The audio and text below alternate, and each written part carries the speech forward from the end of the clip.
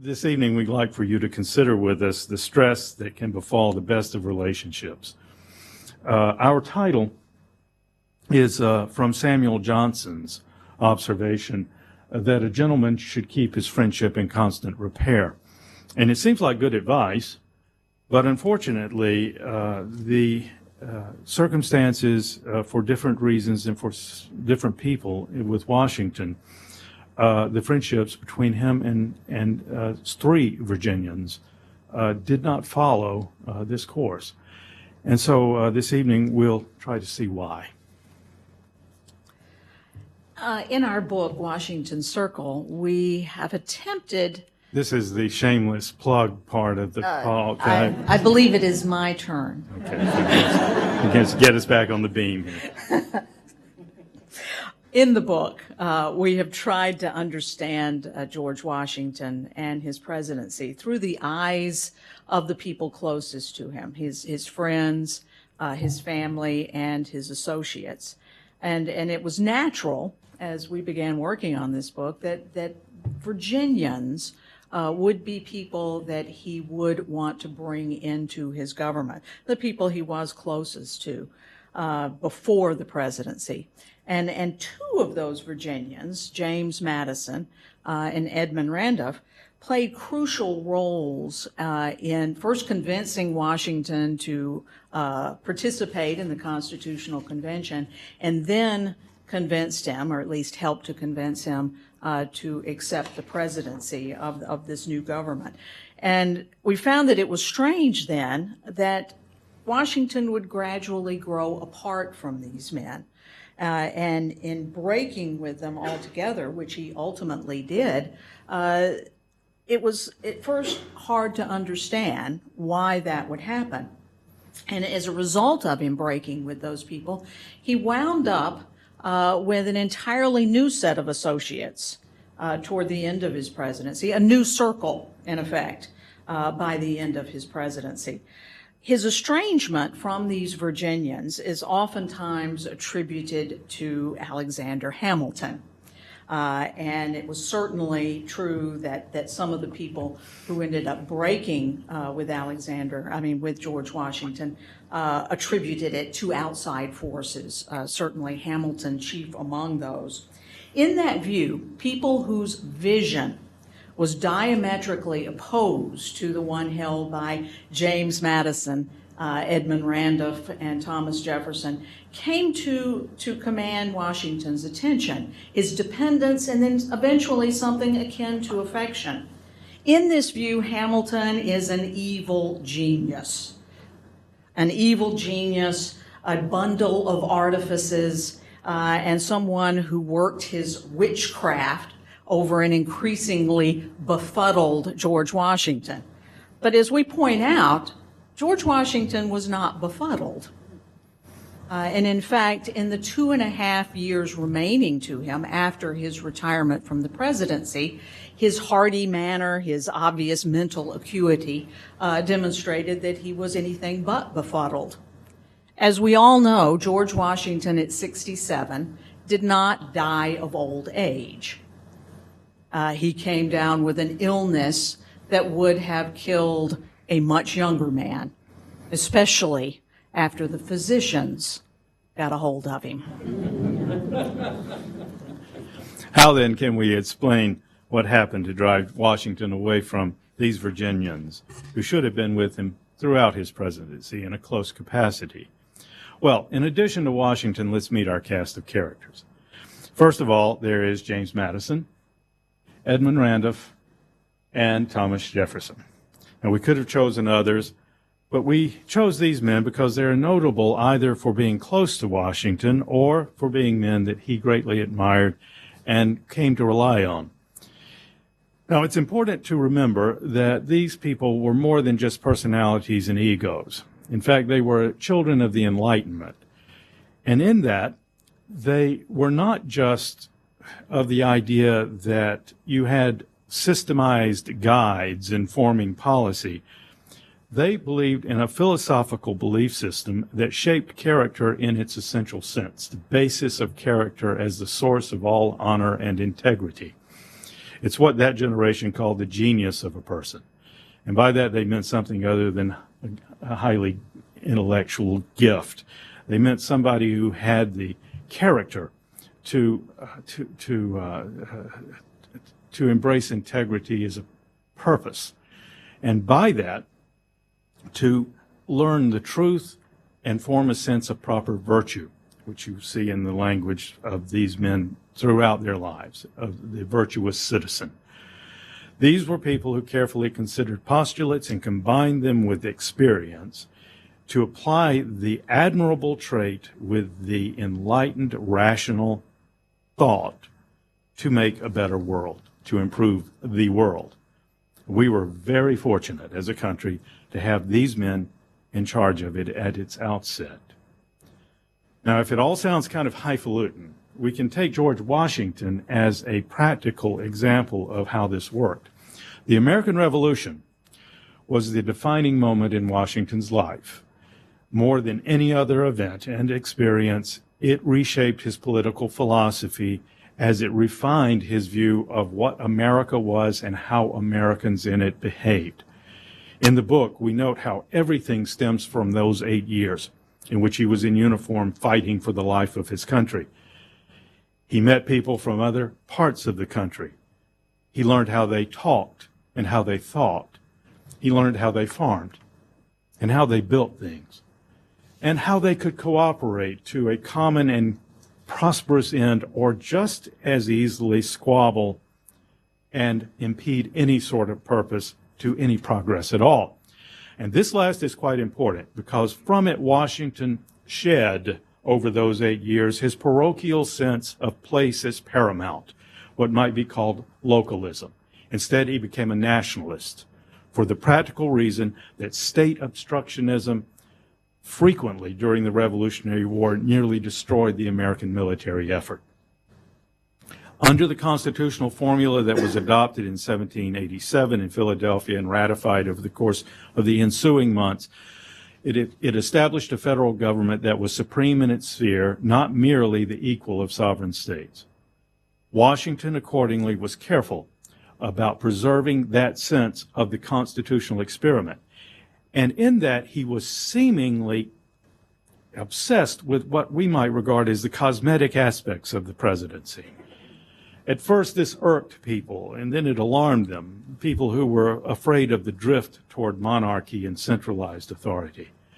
When Washington stood quite formally on ceremony, as when he went to Congress with an entourage, an elaborate retinue, or when he insisted that Governor John Hancock come meet him first, when he visited Massachusetts on the first presidential official journey to New England, he was establishing the executive as a co-equal branch within the government in terms of Congress, and the federal government as preeminent in certain of its relations with the states in terms of his relations with John Hancock. Like Washington, James Madison was a nationalist for the same reasons. He had been exasperated by the actions of the states during the American Revolution.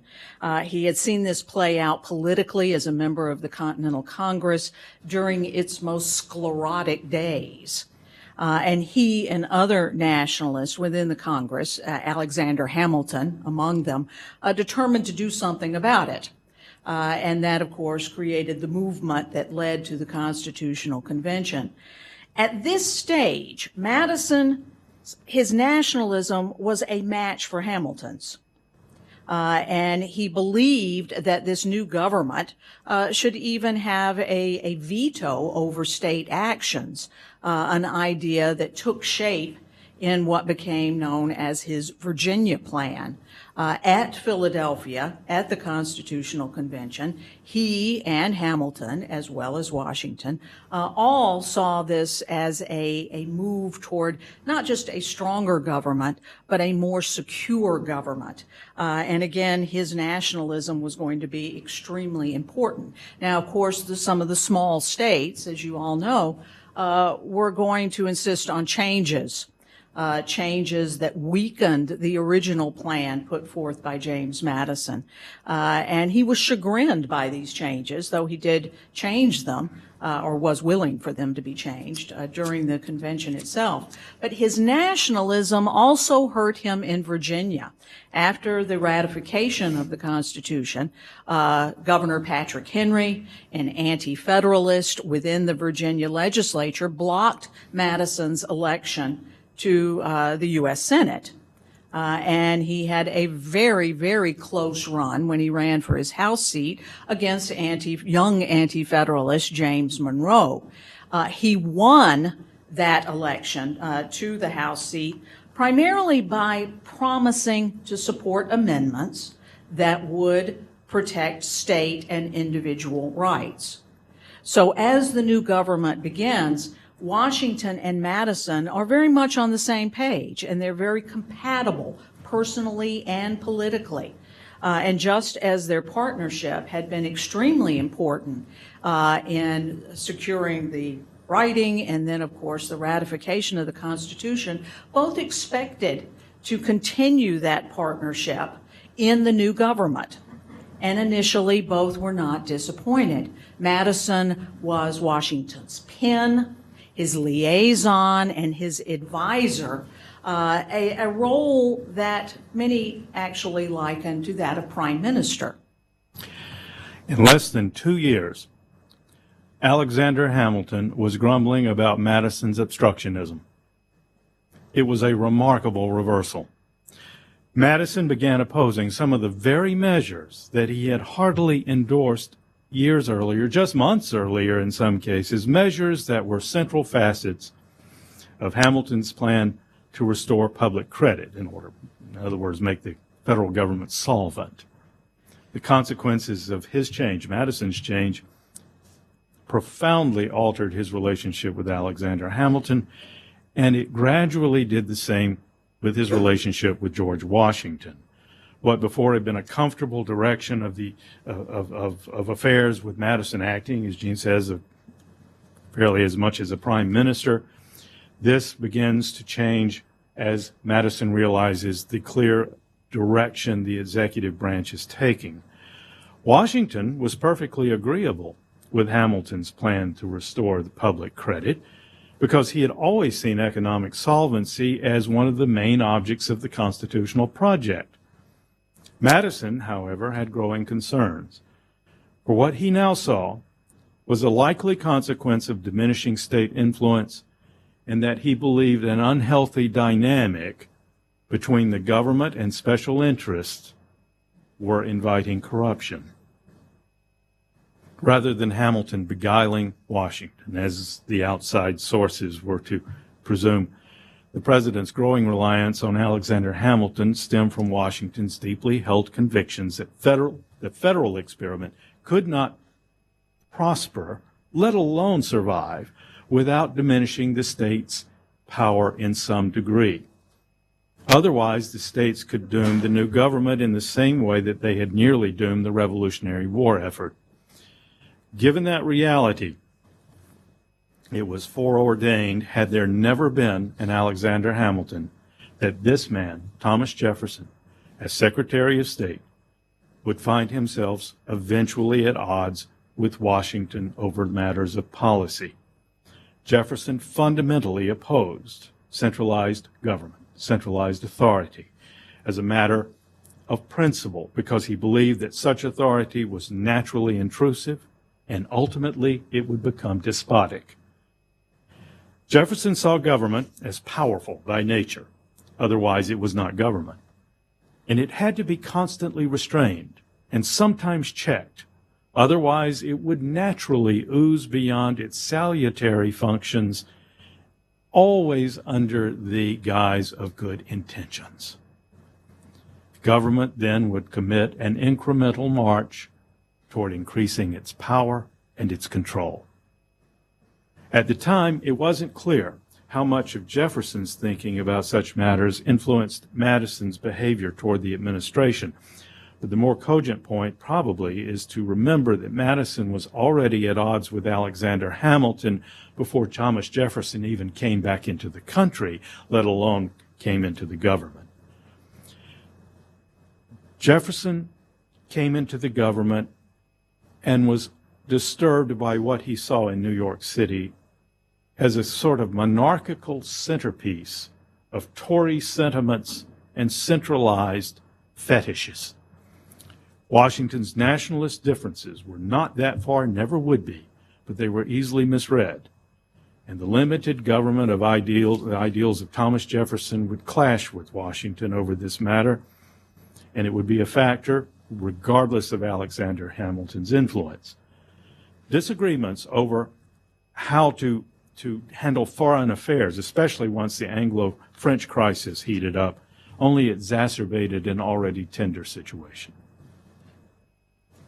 The affair involving Edmund Randolph is a bit more complicated.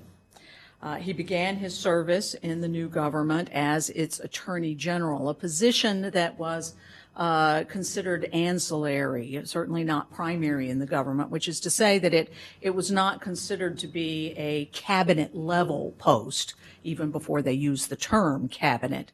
And yet, as Attorney General, Edmund Randolph was going to provide some extremely important advice to Washington, particularly with regard to constitutional interpretations of presidential appointments and Senate confirmation of those appointments.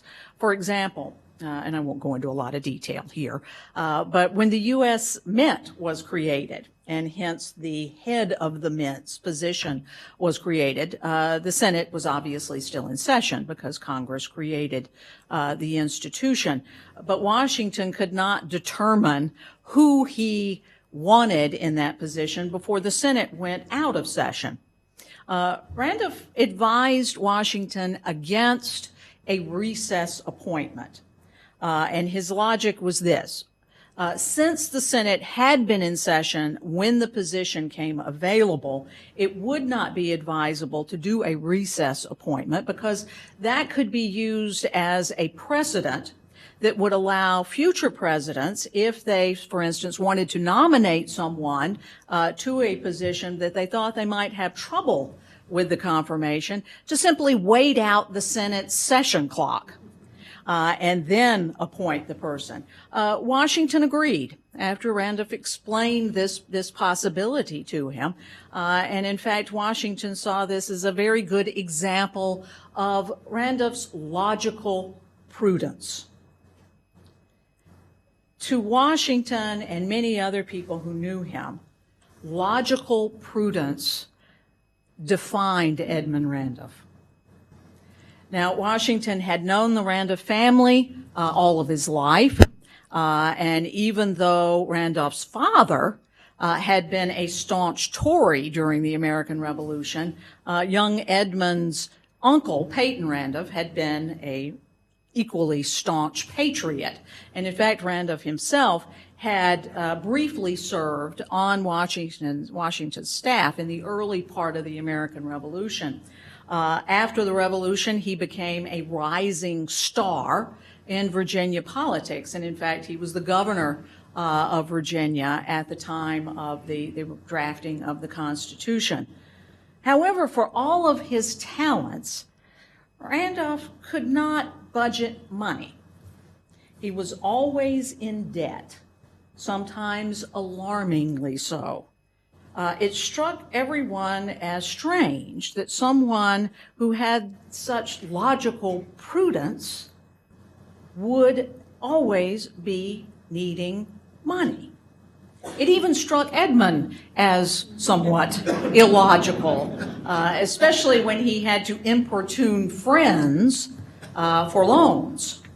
And yet, his money problems did not damage his reputation for probity and his reputation as a shrewd, though scrupulously honest attorney that drew clients from all over Virginia. And in fact, when Jefferson left the law to enter public life, he turned over his client list to cousin Edmund, who Jefferson believed to be the better lawyer. On the other hand, Randolph's prudence, which was so lacking in financial matters, was honed to an extraordinary pitch in political ones, sometimes to the bewilderment of his foes and the exasperation of his friends. In most men, an excessively deliberate streak can immobilize them.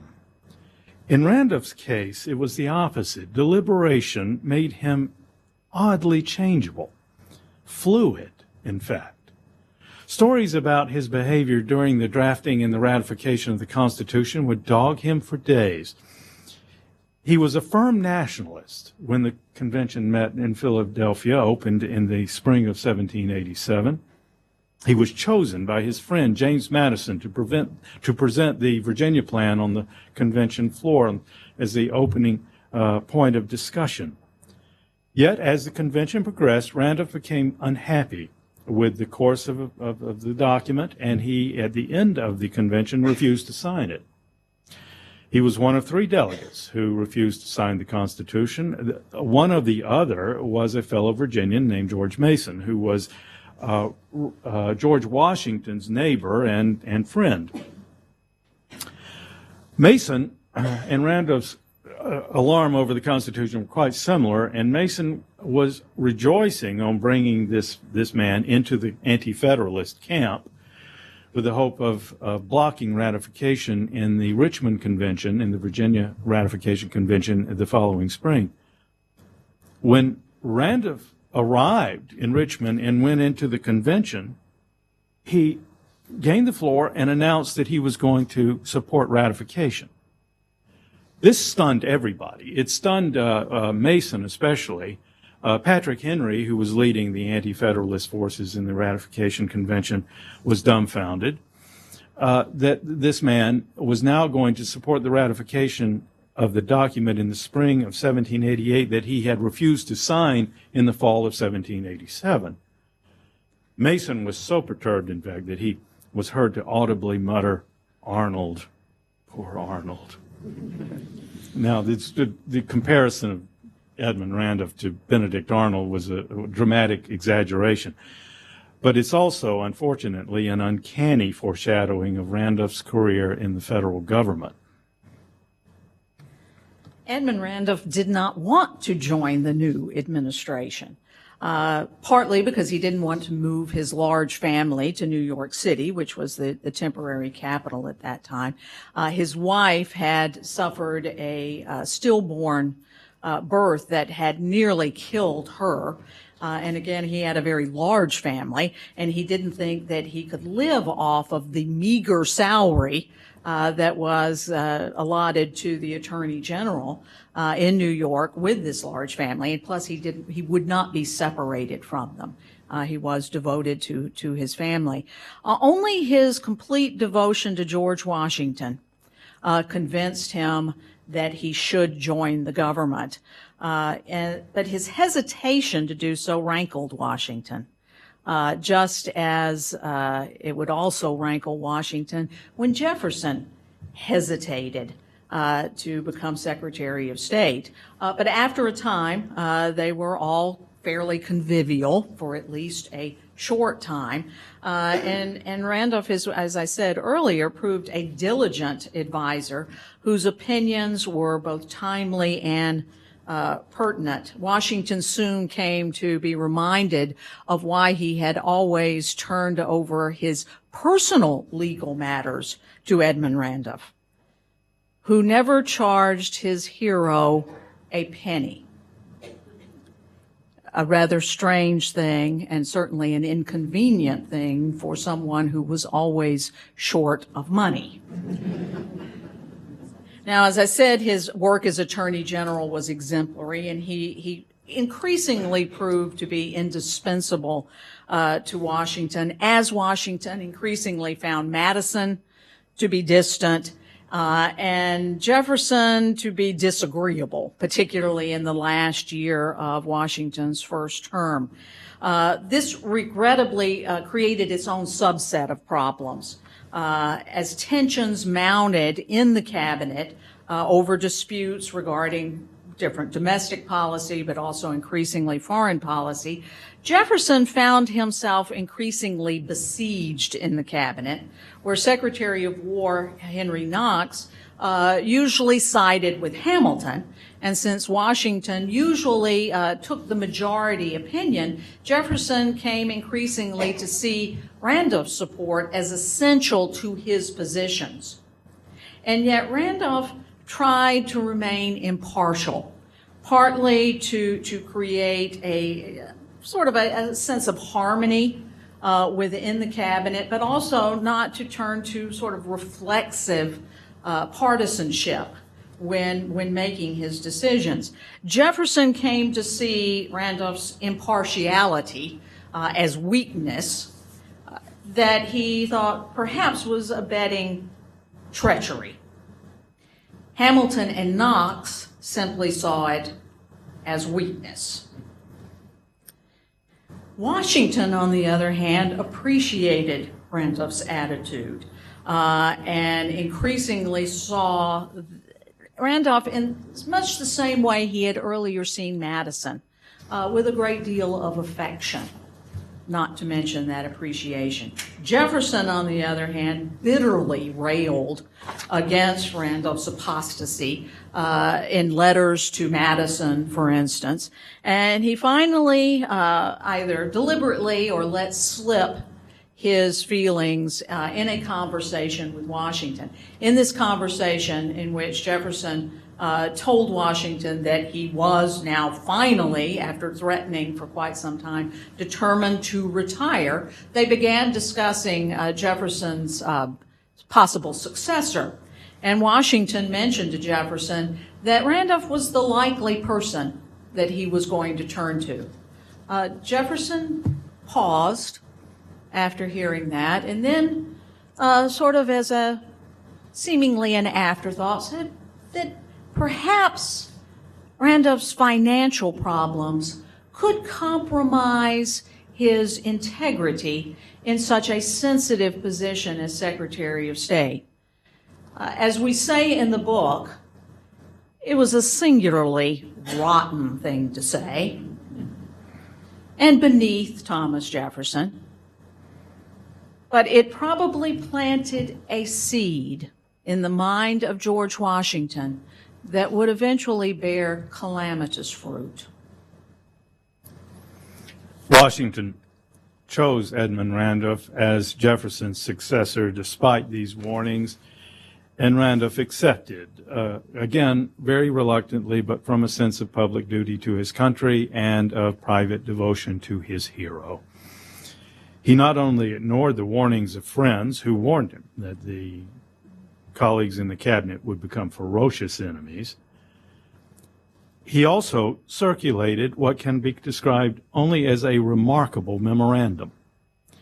To his colleagues in the cabinet, he communicated a desire for harmony, urging that all of misunderstandings and suspicions should be put away, and pledging that he would keep open, straightforward channels of communication with everybody so as to avoid a repeat of the problems that had so lately plagued the administration. His colleagues barely concealed their contempt for this communication that they gauged as both insincere and simpering. That was the mood and the atmosphere of the administration as it entered the highly charged controversies that stemmed from the United States negotiations with Great Britain. The particulars of John Jay's mission to London would distract us from our main topic here. Suffice to say that Washington exclusively consulted Edmund Randolph about Jay's work. This does not seem strange, inasmuch as Edmund Randolph was the Secretary of State, and Washington would naturally consult his chief foreign officer over the activities of his chief diplomat on a sensitive mission abroad. But it irked the members of Washington's second cabinet. Secretary of War Timothy Pickering and Secretary of the Treasury Oliver Wolcott were aware of the cabinet practices of the first term, the first cabinet, in which Washington consulted everyone about everything, whether it was major or minor, outside of their departments or wherever. He took all opinions and gauged them equally as significant. Yet Washington does not seem to have wanted to talk to these men about anything at all. He didn't know them very well. Oliver Wolcott was Hamilton's subordinate and a handpicked successor in the Treasury Department. Timothy Pickering was just an unpleasant man. Washington had been forced to appoint because he couldn't find anyone to replace Henry Knox at the War Department. It was a thankless task. It was a place with a lot of threatening wars and no army. And so the Pickering appointment was one that was born out of a kind of compulsion. Washington did not regard these men as close intimates, and he rarely consulted them. In fact, they didn't meet very often. These were two New Englanders. Both of them were New Englanders and arch Federalists, which was also strange because of Washington's desire to geographically balance the government during the first term. But the arch Federalist attitudes of them were to be the most telling in everything that happened to Edmund Randolph afterward. In the overwrought atmosphere of discussion surrounding the controversy over Jay's Treaty, Timothy Pickering and Oliver Wolcott determined to prove that Edmund Randolph was a traitor. They did so with high conviction and seemingly damning evidence that, once it was shown to George Washington, convinced him that, yes, Edmund Randolph had betrayed his country. Washington had encountered unthinkable treachery during the American Revolution when Benedict Arnold, who he trusted completely, made an arrangement with the British that very well could have damned the American cause. The accusation against Edmund Randolph was no less serious given the time and circumstance, for the United States seemed on the verge of war with Great Britain, and Randolph was accused of having bargained with France for money in exchange for information. The damning document was a communication from French minister to the United States, Jean-Antoine Fauché, to his government. Aside from Fauché's possible motivations for writing something unflattering about Edmund Randolph, with whom he was angry over the British negotiations, the document itself had a very dubious chain of custody. It came to Pickering and Wolcott through the British minister to the United States, George Hammond, who despised Randolph because he thought he was a pawn of Thomas Jefferson, who Hammond also despised. This document was naturally written in French. Pickering and Wolcott could not read nor write French, so they clumsily translated Fauché's dispatch, and because Washington also could not read French, he had to rely on their amateurish work. And then there was the toxic connection of money and the impecunious Randolph, which was enough to suggest to George Washington that this merited investigation. Well, the resulting series of events did little credit to anyone. Pickering and Wolcott's actions obviously disappointed Edmund Randolph, but Washington's behavior nonplussed him. When all was done, Randolph thought Washington had behaved in ways that were most deceitful and then most vicious. Randolph reacted imprudently and irrationally, probably for the first time in his life. He resigned in anger and then comported himself in a way that could not do anything but permanently seal Washington's enmity. To a point, all this is understandable, predictable, but regrettable, the outcome of a massive misunderstanding compounded by wounded pride. We all must admit, however, that this is the last rupture with this last Virginian strange, an event that defies conventional explanations. Washington and Randolph were quite close. They were even closer than Washington had been with Madison, certainly more so than Washington ever had been with Jefferson. Washington's reaction is puzzling, even bearing in mind the normal inclination to entertain an accusation precisely because it is so serious that no one would level it lightly. Washington accepted Pickering's version of Fauché's communication, a man he did not trust and did not keep in his confidence, did not like. It's strange that Washington would behave for the better part of 2 weeks as though nothing were wrong, never providing any indication that he suspected Randolph of treachery. And when he did begin the investigation, the inquiry that was to determine Randolph's innocence or guilt, he did it with an awkward meeting that included Randolph's secret accusers, Pickering and Walcott. And it resembled in tone and form an interrogation of a man already thought to be guilty. Certainly not the kind of investigation someone could have expected whose character and service should have guaranteed a presumption of innocence until compelling proof showed otherwise. Again, the break with James Madison is understandable from the fact that Madison gradually retreated from the nationalism that had first brought he and Washington together. And the same is really true with Jefferson as well. The break was over specific policies that emphasized nationalism over limited government, though, of course, it was certainly helped along by Jefferson's feud with Alexander Hamilton that accelerated and then ultimately sealed the breach. But this last rupture with this particular man, Edmund Randolph, becomes even more difficult to understand when we consider that eventually it was clear that Randolph had done nothing wrong. The proper translation of Fauché's dispatch within the appropriate context of his conversations with Randolph demonstrates that the talk of money was purely innocent. Yet there was something else in this dispatch that it was not mitigated by a better translation. And that was a section that discussed several conversations that Fauché had had with Randolph about the relationship of Edmund Randolph and George Washington and the relationship between George Washington and Alexander Hamilton. In these conversations, according to this dispatch, at one point, Randolph described George Washington as Alexander Hamilton's pawn.